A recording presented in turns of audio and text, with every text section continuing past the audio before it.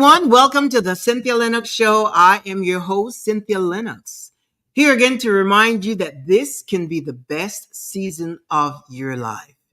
By now, you should know and you should be convinced, you should be fully persuaded that you have got everything it takes to create the life that you want. Stop paying attention to naysayers. Stop paying attention to people that are negative, people that are limited in their belief system, people that are pessimistic. Stop listening to those kind of people. You have the ability to live life on your own terms. You just need to start working on yourself, and you can pivot regardless of where you are at now in life. You can always pivot on a dime. You can make a sudden turn so that you change your mindset, the way you think, the way you imagine things, the way you see things, your perspective on things, so that you can come into a life that is meaningful and fulfilled. Because the whole thing about this is you want to start living life now. You don't want to put it off. You don't want to wait. And I know that, some of you, it's like I had someone told me this week. She said, I am not of this world and this is not my life and so forth. So, for those of you that think that way, then this show is not for you, because the whole purpose of this show is characterized by motivating and encouraging you to live a great life now, your best life now, because now is what you got. Right now is what you have. Years ago, I took on this path of going through a journey of self-discovery. And I'm telling you, it's the best thing that has happened to me. And it's been a long time. It's been a while. And when I started out on this journey, I realized from the onset, that a lot of the things that had me stuck was belief system, uh, limiting belief system, actually. And then in digging further, because, at the time I had a great job, working in corporate America and, earning a good salary, just really doing some great things. And, but come to find out, it was my religious indoctrination. There were things about my life that I just put on hold, on pause. I just couldn't move forward because there was the element of guilt and fear, judgment, all of that. And when we, left church and religion and all that doctrine, that's when I really started searching. And come to find out, once I realized that, I went to the root to find out why did I believe what I believed? And once I discovered my truth, that is the truth that set me free. And as a result, we've been living a great life. Not that we didn't do in the past, but it was so restricted. It was under the constraints of rules and laws and, just people's opinions, claims, biblical narratives, and all of that, And it's mainly me, not my husband, because my husband didn't come from a religious background, and neither did I. I didn't grow up in a religious background, but when I became an adult, at one of my very vulnerable moments, I got born again, and from that, my life just took it just took on a characteristic of just so restrained, but it became normal. And then when I met my husband, he kind of came into my camp, and we, walked that walk for several years until he said, "No mas, that's it. Let's just move on," and so forth. And let me preface that when we left our church, because that's when we changed our life, we didn't leave angry. There was no anger. There was no abuse. There was no trauma. There was no hurt. There was none of that. We just, my husband just said, "That's it. It's the same message. We're not growing. They're just regurgitating the same message week after week after week." And he didn't find that anyway as progressive. So, he didn't pressure me, but he just said, we have just got to do something else, search for different, lifestyle and so forth. So after a couple of months, I decided, yes, you're right. And we just said we were going to take a sabbatical. Little did I know this sabbatical was going to result in what, like 15 years now, and 15 amazing years. That is my story. And of course, it's capsulized. Now, I'm also a certified transformational life coach. And the stories that I'm hearing today are people that are going through a religious deconstruction. When I started my journey of self discovery years ago, that's what I called it, a journey of self discovery, because I knew that the identity that I had taken on was an identity imposed upon me by the religious indoctrination that I've had over the years. I live off of the information taught from the pulpit, the pastor, the preacher, the evangelist, everybody that came through, that whose doctrine I submitted to, and which was the Christian doctrine. And so my whole personality was shaped because of that. Because it's a message of fear and guilt and sin. Because of course, you're told that you're wretched, you're born in iniquity, you are a sinner, and that's a big one. That you're sinners. So you don't want to be that. Of course, that is not part of my life at this time, but that's the way I live. So you live with that personality, you live with that identity, you live with those thoughts about yourself, which are not true once you discover the truth. The thing that I have found out is when you learn the truth will set you free. It'll first make you angry. It'll piss you off first. Because, we are so attached to the information. We're so attached to the doctrine. We are so attached to what we were taught. And one thing that I have learned is that most people, Christians, believers, religious people, they don't read the Bible. So you are going through life with a whole different mindset. You haven't read the Bible, so you don't know what it says. We're just going by what is taught from the pulpit. So you keep that in mind, and come to find out also that even though I was one of the ones that did read the Bible, because I was like, I need to find out what this is. And I read it from cover to cover more than once. I had like 100 Bibles, got rid of them. But I read it with confirmation bias, total bias. Again, based on the information that was taught to me. And a lot of the information that's taught to you are based on claims, views, opinions, and all of that interpretation. No wonder you have 1,000, a whole bunch of interpretation, because people have opinions, people have different views, different perceptions. And then I start questioning, well, why should I subscribe more value to someone else's interpretation? What about myself? So I went back and I read it, but I got a new set of lens to read it with a new set of lens. So I started reading the Bible with a critical thinking mind for what it is. I wasn't interested in interpretation, or people say, you're reading out of context. That's not what I did. I read it the way it was written, because my assessment has as much value as someone else's. The NIV, the KV, the King James Version, the, New American Version, all of that. That's why there's so many. So I started to read it again with a critical thinking mind. And I went back and I got stuck in the Garden of Eden. Because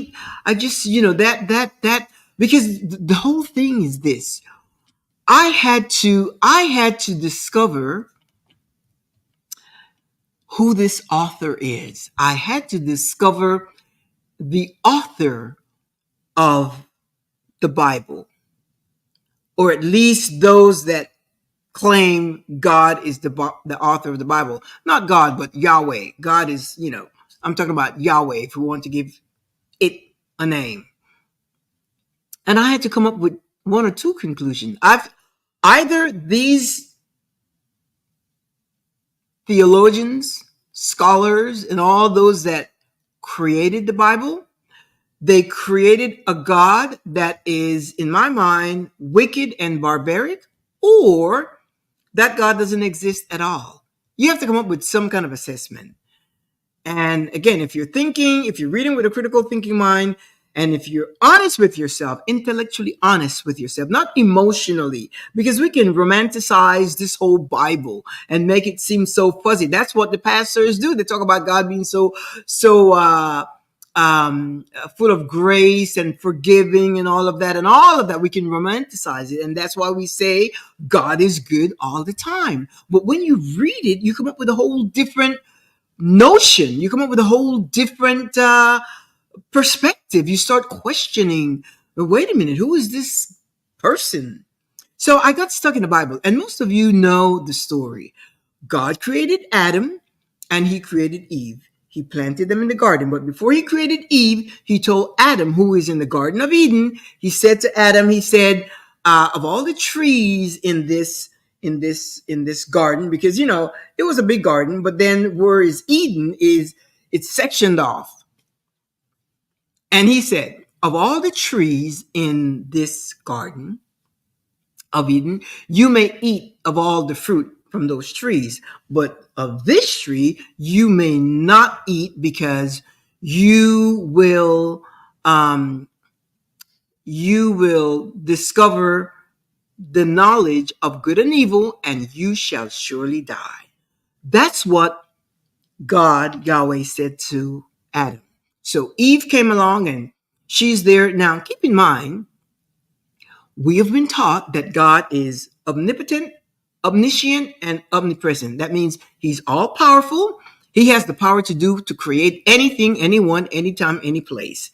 He is omniscient. That means he knows everything before and after. He knows what you're going to do, what you're going to choose, what you're going to say, what God knows everything. And omnipresent, that means he is everywhere. There is no place you can go where God is not. And even till today, we believe that God is omnipotent, omniscient, and omnipresent. So we know that Adam and Eve, they were in the garden, and there's Adam and Eve, and there's the garden, and God also created the snake. He also created the serpent. So Eve goes over to the tree. Now I don't know where Adam was, and she goes over to the tree, and she takes the fruit and she eats it. Well, she takes the fruit, and the serpent shows up and say, take it or whatever. And she said, no, because we shall surely die. He says, you shall not surely die. You know the story. The point is this. My question is this. You know the story, but my question is this. God knew when he created them. Remember, he's omniscient. He already knew. He foreknew the choices that they were going to make. He knew it. And he had the power to circumvent that behavior because he was there. He was present. So it's like, what's up with that? It's like God set up Adam and Eve to fail. This whole creation, he set us up to fail. He set up the whole creation from Adam and Eve up until now, today, you, me, her, your mother, your father, your sister, your children. He set us up to fail. What is up with that? What is up with that? I got stuck in the Bible because I kept saying, I said, wait a minute, man, I can't trust you. I can trust my earthly father more than I can trust you, God. He set them up to fail because he knew that they would be, he created the serpent, and in his power, he had the serpent tempt them. But he knew that they were going to submit to that temptation and take of the fruit. Eve took the fruit and she ate of the fruit. Now, when I think of that, because again, read it with critical thinking. when I think of that, I'm like, God, you set them up to fail. How wicked is that? You need to be real with yourself, real with the situation, real with your understanding and your perspective of this thing called uh, narrative of religious doctrine. So he set them up to fail, and they ate, and he kicked them out from his presence, just kicked them out from his presence.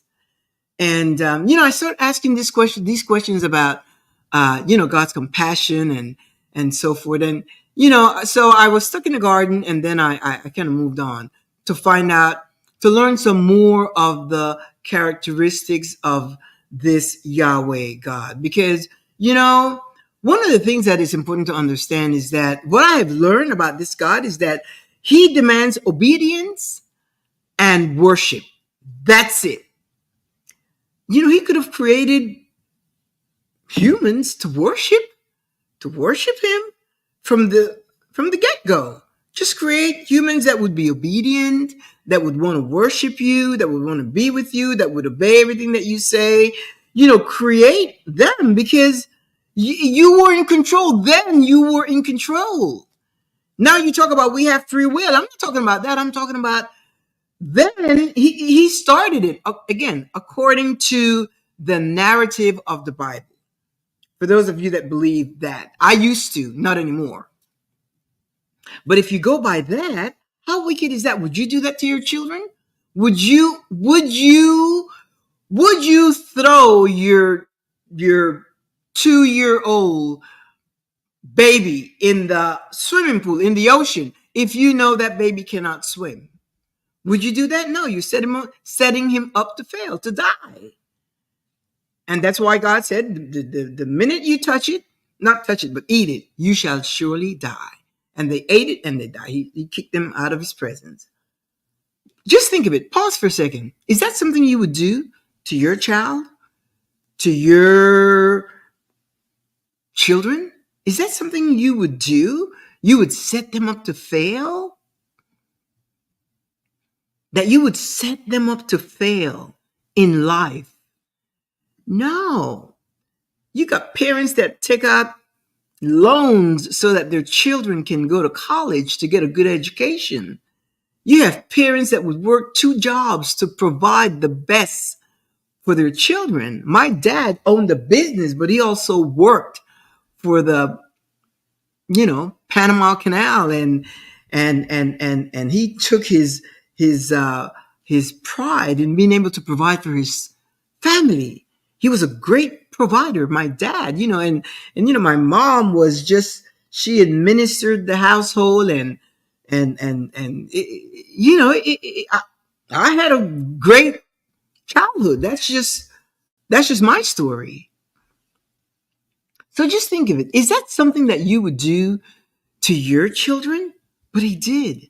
And then I start looking at other characteristics. As a matter of fact, this person, I don't know if I read this before, but this woman, she shared this, and it really touched my heart, because again, most of you are going through religious deconstruction, and for many of you, it's as a result of abuse, some sexual abuse within the church, trauma, hurt, pain, shame, guilt, and until you come away. So, and then when you come away, you have this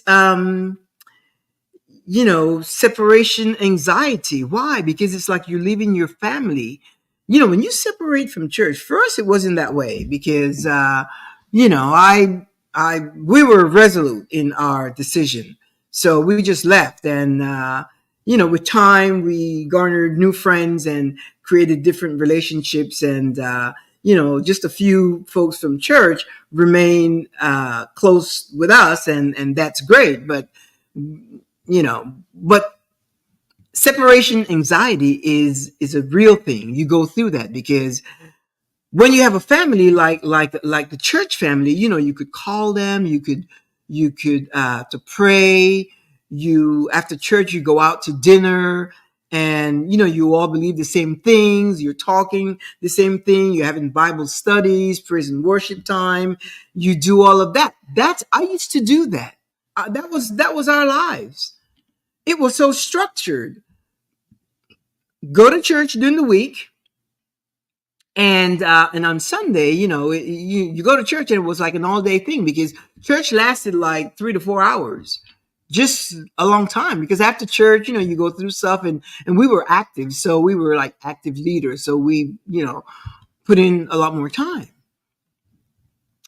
So you're going through this whole thing of deconstructing from religious narrative, from religious indoctrination. And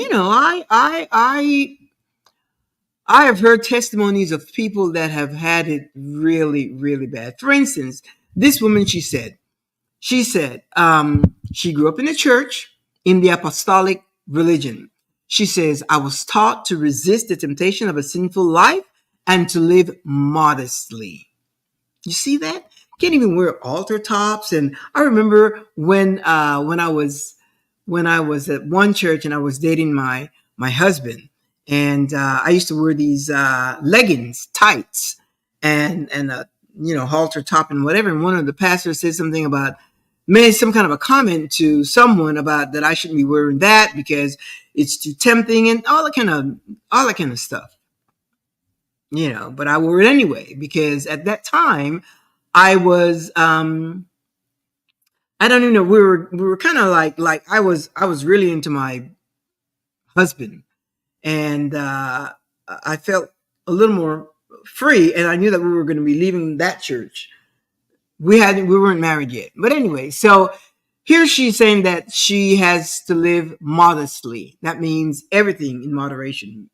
Nothing ostentatious, nothing loud, just very modest. And she says, I couldn't wear makeup. Imagine it. I couldn't wear makeup, jewelry, wear pants, no drinking, and no dancing. Imagine. But that was I guess it's called apostolic. No dancing, no drinking, can't wear pants, can't wear jewelry, no makeup. It says she had to befriend the pastor, she had to contribute financially to the church, and she had to give testimonies and so on. I guess every so on you go up and you give a testimony of what God has done in your life and so forth. She goes, I was told that I was bad, that I was wretched, a sinner, and that I was born in iniquity.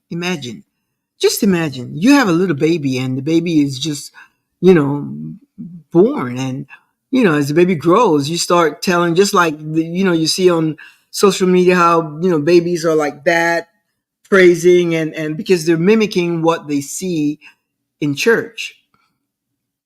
But telling your kid that they were born in sin, that they're sinners and they need to be saved and so forth. Anyway, she goes, and that she's nothing. She was told, you are nothing without God. So she lived her life making sure that she gave God credit, honor, glory, praise for everything, and worship for everything that happened to her.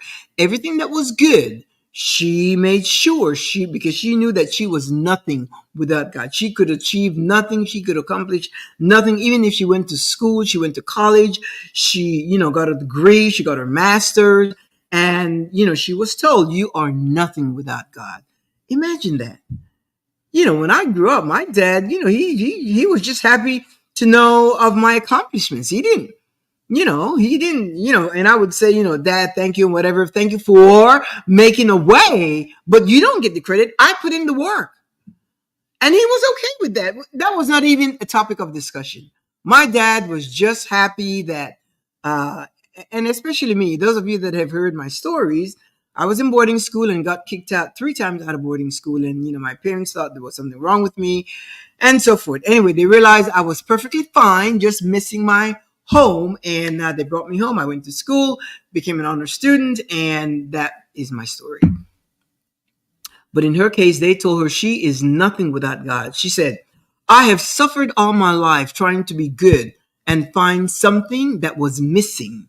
She was trying to be good and to find something there was a missing link where she could live and take a breather and live without guilt and fear and shame and judgment and criticism. She wanted to be able to live. She said, I knew there was something missing. And then she said, I knew that in order for me to live, something had to die. So I left my home, my family, my job, and everything and moved to another state. That was her way of saying, enough, enough. She said, here I was hating myself, thinking I was so bad. And I'm 60 years old and have no idea who the hell I am. That's what she said. And then there were some tears. She said, I have no idea who I am. So when I talk about, most of us, live a life with an identity that's been imposed upon us, it is true. But that's not easy to accept or admit because we like to think that we know who we are. But she, in her mind, she was told, you are the righteousness of God in Christ Jesus. She could not even process that. What did that mean? What does that mean?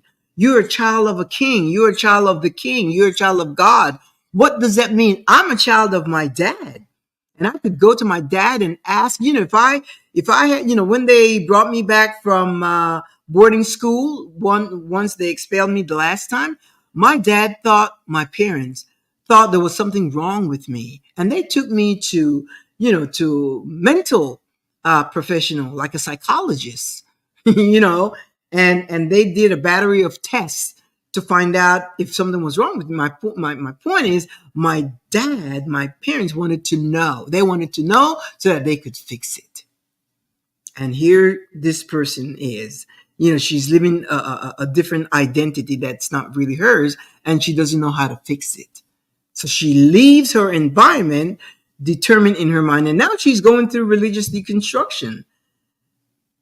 I find it interesting because now it's known as religious deconstruction. I've always called it, or that journey of as a journey of self-discovery.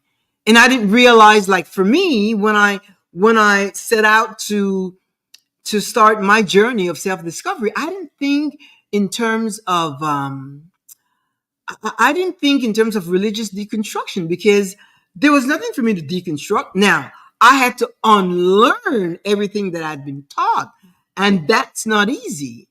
I had to unlearn, but I was so determined, just basic things about life. Let's say, for instance, I like to have a glass of wine, and I didn't drink at all. Didn't drink, not because I didn't want to. It's just because of it was the law. It was frowned upon in the circle that I was in. It was frowned upon, so I just didn't drink. But as I start, so wait a minute, no, that's what I want to do.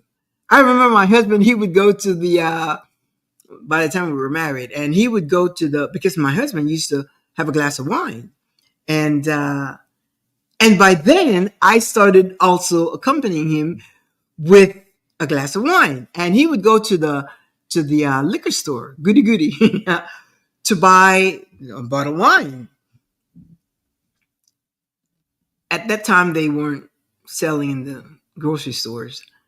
And I would stay in the car. I would stay in the car because I was afraid that if somebody saw me, how would that look? So I stayed in the car and he went in. Anyway, hypocrite. Imagine that. That's hypocritical. No wonder they call Christians hypocrite. I was one of those. So anyway, and I call that a journey of self-discovery. I was discovering who I am, and I wanted to come into this place of authenticity, to know my true authentic self and to act that way, to be above board and normal and confident and be assertive in what I know. So I had to really learn it. I really had to, introspect a lot and really find out who is me. And as I did that, I became empowered. It's like self-empowerment. And I didn't care what people thought or said, or I didn't, but it took a while for that.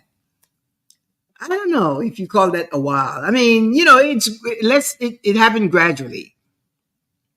And this person, they're going through religious deconstruction, but it's tough. Not only are they dealing with, um, not only are they dealing with,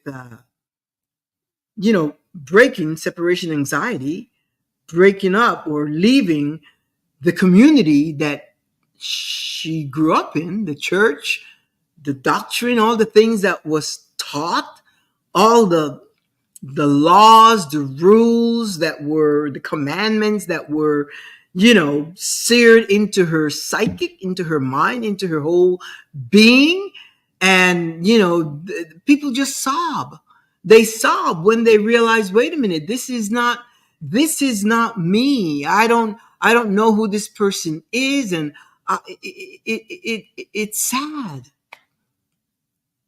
And that's why now, my show has taken a whole uh, turn, because the whole idea that I started the show was to really help people to live a life that's meaningful and fulfilling and happy, and just live unapologetically. Know who you are, go where you want, do what you want, and be happy. As long as your freedom does not infringe on the freedom of someone else, you can do whatever you want. And I like to see people happy. That's why I love to see people's pictures and the things that they do, and people live different lifestyles and have different personalities and so forth. And I just wanted to be an encouragement. So it started with the happy mindset, and that had to do with, the way you think is how you can live.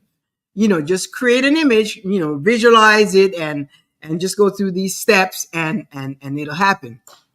But now I am learning that you have some challenges getting to that point, getting to that season of your life that you can call the best season of your life. Why? Because you've got this situation going on here based on religious indoctrination. And why? Because all you know is what you've been taught.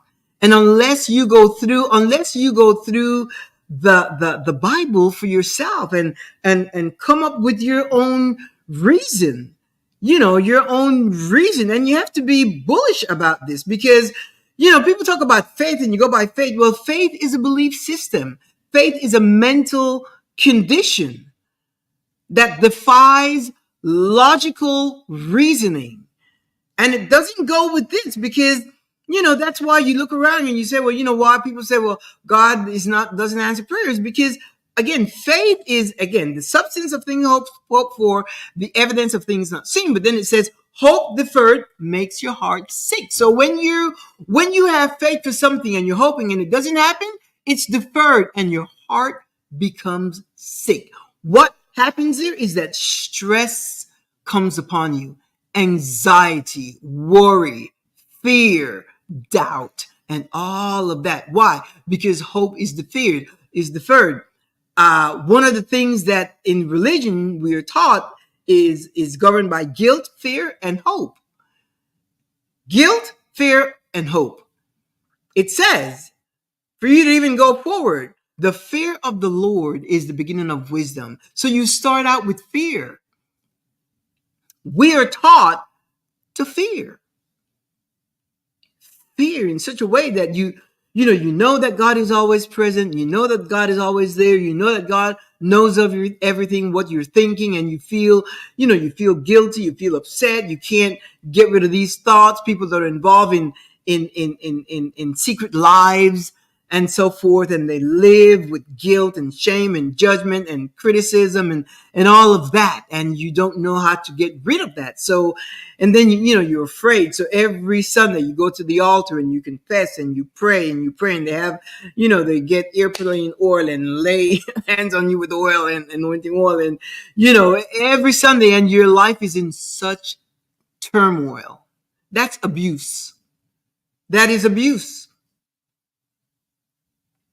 That is abuse. So we're taught to fear. I wouldn't, my dad wasn't my dad was a provider. And I could say, Dad, I would love to have a bicycle. Okay, we'll go Saturday to the store, get your bike. Dad, can I have a new pair of skates? Get your pair of skates. And that's how it was. I wasn't afraid. If he said no, he said no. Most of the time he said yes, because my dad prided himself in being able to provide for his family. So he gave us the best that he could, private schools, this and that he provided. That's what he could do in his limited ability as a human. But imagine God that is omnipotent, omniscient, and omnipresent. He knows everything, he sees everything, and he's present everywhere, and he has the ability to fix it. To fix it. So when this person, when she is told she's the righteousness of God in Christ Jesus, or that she's a child of the King, and her life is in such turmoil, even the mere anxiety that she's going through and the mental stress because of all this teaching, where is this God to bring her peace and calm and to soothe her mind, to say, it's okay? So as I continued my search, and when you think about it, God. Anyway, we'll touch that point after. The more I continue to search about this, the characteristics of this God, his character, what makes you tick? I know it's obedience and worship. I know that, but can we get a little? And he says, I'm the same yesterday, today, and forever. He says, I'm the Lord and I change it not. He says, I don't change. I do not change. I'm the same yesterday, today, and forever. And now we can understand why, we don't see the needle moving from all the prayers that goes up. Then I discovered that this God last week I shared about Noah and the ark, and then I shared about Lot and Sodom and Gomorrah and so forth. And then this week I was reading up on the life of Moses. And evidently Moses thought he had a close relationship with God. I told you, for all of you that says, oh, it's not religion, it's not church, it's a relationship. No. Moses was the closest thing to God, the closest person to God, and he thought he was in a close relationship with God. And he was going through the desert with the children of Israel, and he's walking through, and they're thirsty. There's no water. They're in the desert. And he calls out to God, his close friend, and he said, look, they're thirsty. We need water. And God says, speak to the rock, and, water, just speak to the rock and you'll get water. And he speaks to the rock and nothing. He speaks to the rock and no water. So he takes his staff and he hits the rock. Water did come out. But guess what? God was not happy with that. Why? Because he lost his patience and he didn't trust, I guess. And God said, you will not reap up the blessing of this journey. You will not enter the promised land. And that was Moses. And then when he comes to a certain place and Mount Sinai, and he goes up the mountain to get instructions from God for the people that he was journeying through this desert. He goes to the mountain and he's there for a long time. And the people down here, they're waiting for him to come down with the instructions as to how they should live their lives and whatever. I guess they were waiting for a moral guide. And I tell you, the Bible is no moral compass. My moral compass is devised from my own consciousness. The things that I want done to me is how I treat people, love, kindness, compassion, and so forth. So they said, you know what? He's taking too long and we have a need to worship. So Aaron tells them, okay, give me all your jewelry, your gold, your earrings, your this, your that. And he created a golden calf.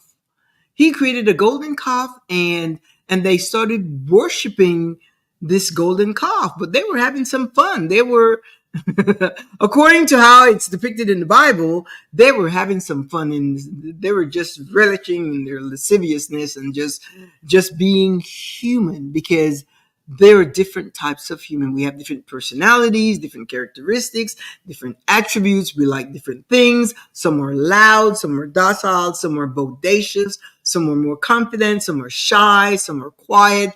We just express ourselves differently. So they were just having some fun. Remember, they were created that way. And so Moses comes down from Mount Sinai and see them having a bacchanal, having a party. And he gets mad because he saw the golden calf and whatever, and he breaks the tablets and so forth. And God was so pissed. God was so mad because they were worshiping an image, the golden calf. But it's just an image. And you know what he did? God, Yahweh. He opens the earth and he swallowed thousands of them. I think it was like 4,500 or something to that. I mean, he swallowed them up. The earth consumed them. He killed them. My assessment, that is barbaric. Wicked, barbaric. Your own children. I mean, you could have put them out and said, well, I don't know. It's just, again, either they wrote it in such a way, the Bible scholars and the, theologians and all that, that's the way they created the story. It's like, God parting the Red Sea. Come on. We don't see those things happening today. We see tsunami, earthquake, flooding, hurricanes, tornadoes. We see all of that. Can we see, God stopping a tsunami from drowning people of a city? Can we see those that are affected by tornadoes and hurricane and all of that? Can we see him put a brakes on that force of destruction as it's coming? Can we see that today? Remember, he's the same yesterday, today, and forever. Can we see that today? Those are the questions that I ask myself.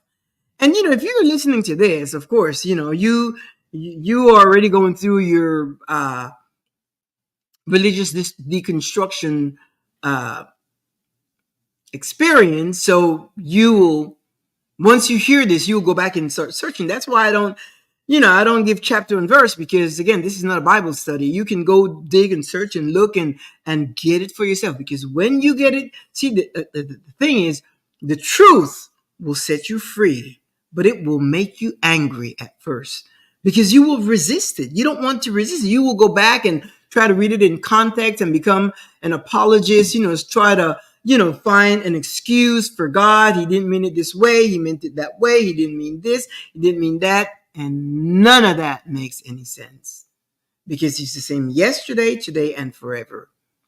So anyway, he consumes them, and the Red Sea didn't part, and all of that. And then so now they're going through the desert, and they're coming upon these cities, and these cities have different gods. Remember, he said one of the first of the 10 commandments, I think the first one is, thou shalt have no other God but me. Thou shalt worship no other God but me. So evidently, God knows that there would be tendency of man to worship, whether it's idols or people that we elevate to that position of honor, of worth. And he said, thou shalt have no other gods but me. But these people, it's like, so he had them go through, he had them, there was the Battle of Jericho. It was the Battle of Jericho, and he said that he helped them conquer those in the city of Jericho, causing the walls to collapse after they marched around it 7 times, and they were able to siege. They were able to take over the city. And then there was the conquest of Canaan. Canaan was the land filled with, of milk and honey, and that's the land that they were going to possess. Okay, and God led them. He commanded them to conquer the land and to drive out its inhabitants. So one of the questions that I had was, what do you mean to drive out its inhabitants? It's like, what about those people? Do you not love them?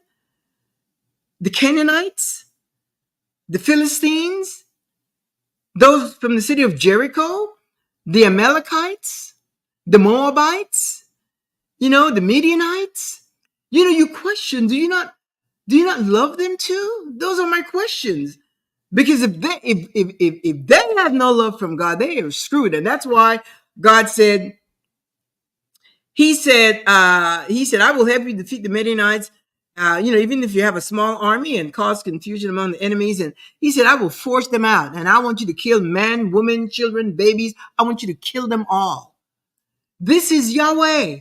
That's not taught from the Bible. And every time you bring it up, people have some kind of excuse and apologies and explanation, and you're reading it out of context and this and that and that. No, he ordered them to be killed. And then comes a question of God's chosen people. And, when I read, which is God's favored people, and when I read that, favor, according to the dictionary, means acceptance, goodwill, and preferential treatment. God shows favor, and when the expression remorse of sins, confess to Jesus, blah, blah. Anyway, preferential treatment. So if he killed the Canaanites, the Moabites, the Amalekites, what are you? What about the heathens? What about the Gentiles? What about the heathens? And you can say, oh, that's the Old Testament. He's the same yesterday, today, and forever. He says, I'm God and I change it not. He said, I change it not. I am God and I change it not. You need to decide what's going to work for you. You need to come to your own assessment, and no one can tell you what to do, what to think, how to feel, how to perceive this, your opinion, whatever claim. No one, you don't want to listen to anyone, because you are capable of really acquiring, you are capable of unpacking that information so that it becomes your truth. And then you decide what you want. But as you continue to delve in and to seek and to think and to question, you will see it becomes easier. It becomes easier.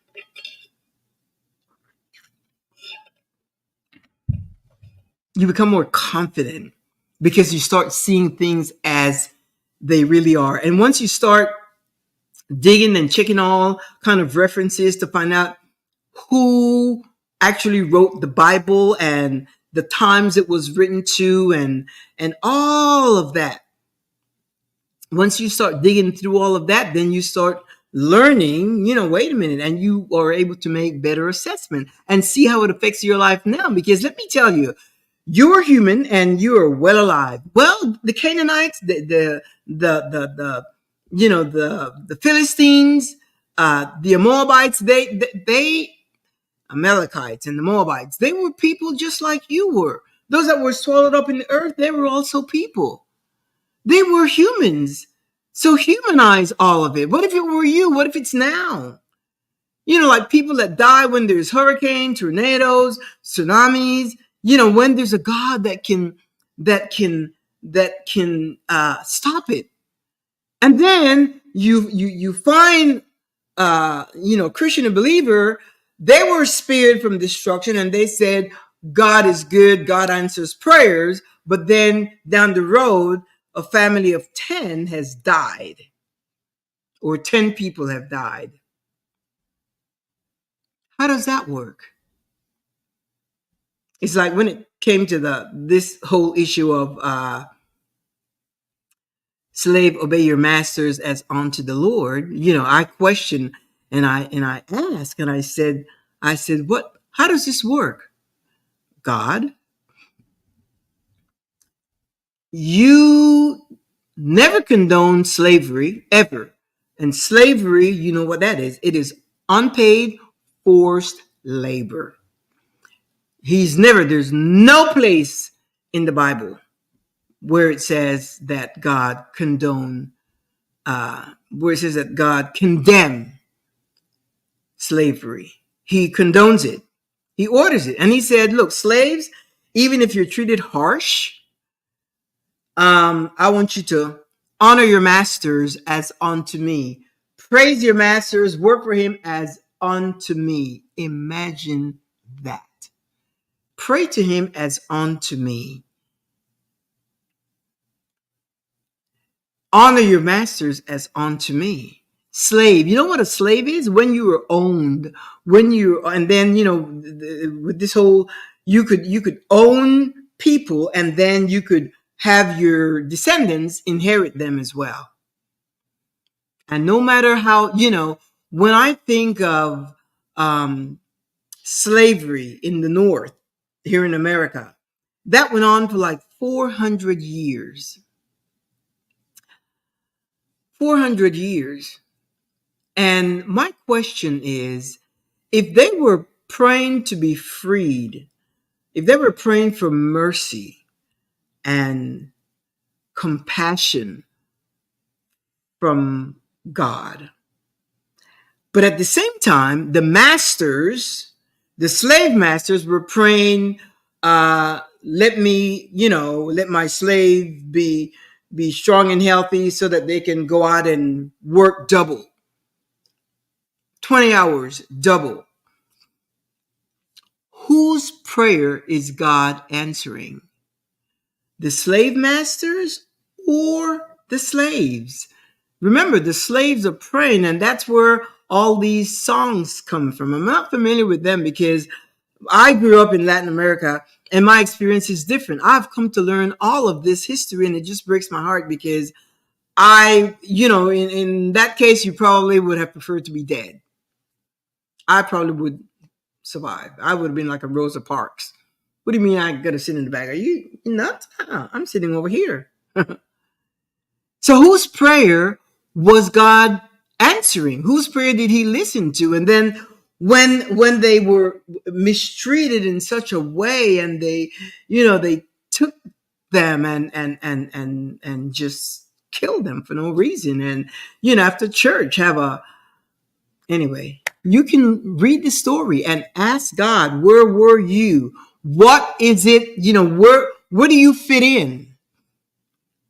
Where do you fit in? Even today, that's why so many prayers go unanswered. So many prayers go unanswered. God knows your need. He knows you need more money. He knows you want a house. He knows you want a child. He knows you want, if your child is sick. What happens today is that we come to accept it. We come to accept that they can go through chemo, they can go through radiation, and they can go through this and that, when God, in his all-powerful ability, could heal them. Yet we go to St. Jude's and, the babies are there sick. Children's Hospital.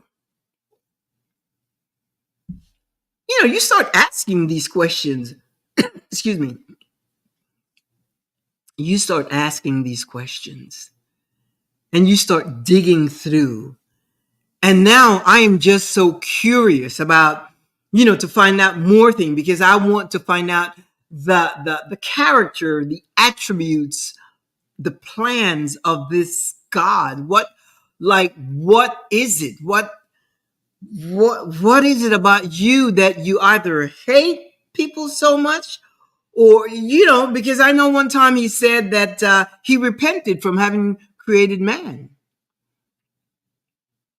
That's all. I think anyway. These writers, I don't know what kind of minds they had. They created this story, and then it's fed to us, and we believe it. So we go through life with an identity that's not ours, that's taken from the narrative of the Bible.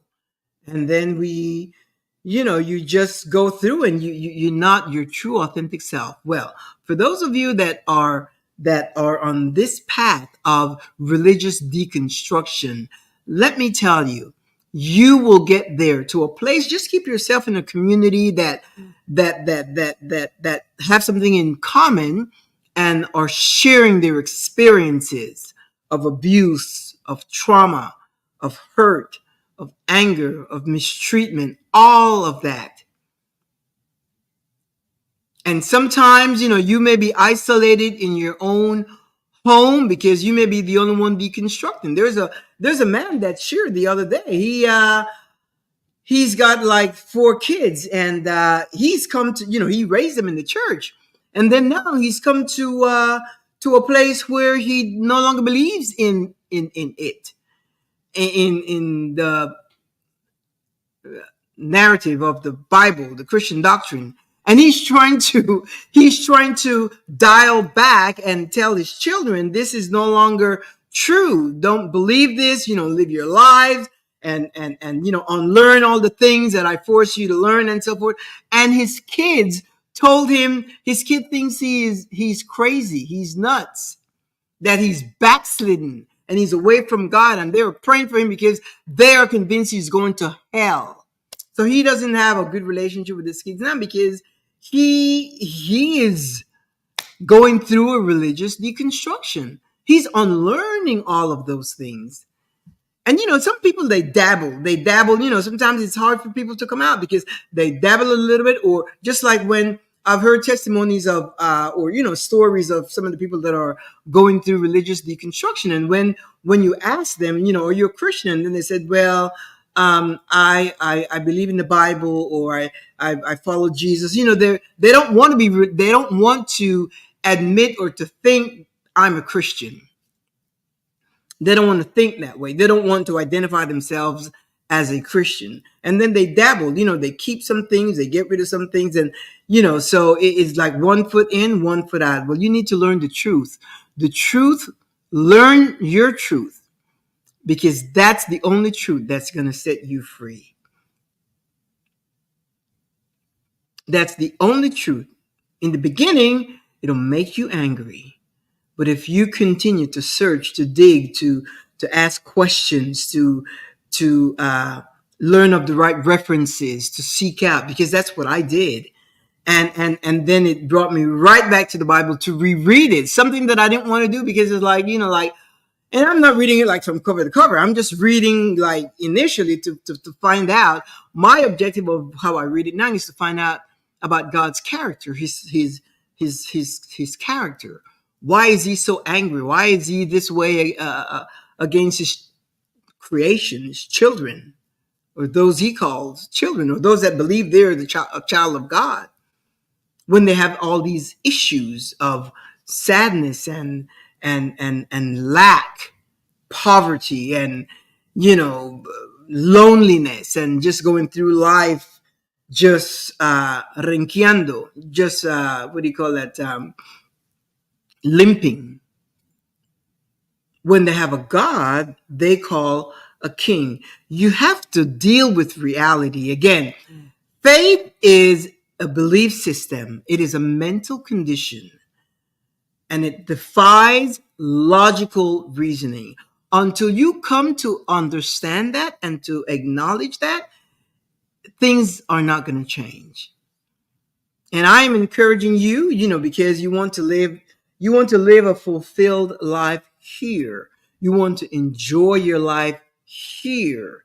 You want to have a meaningful life now, because I'm telling you, no one has been able to prove anything about heaven or hell.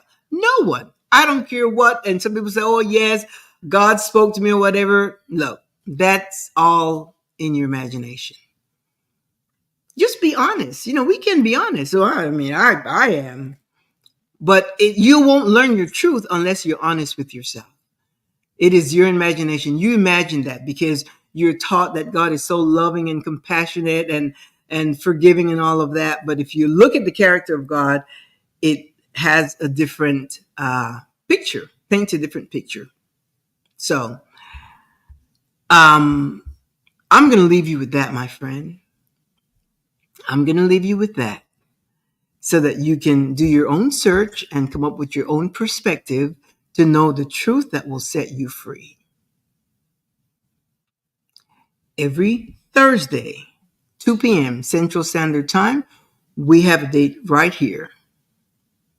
And if you can't make it, you can check out Facebook, Instagram, and YouTube every week and tune into the program.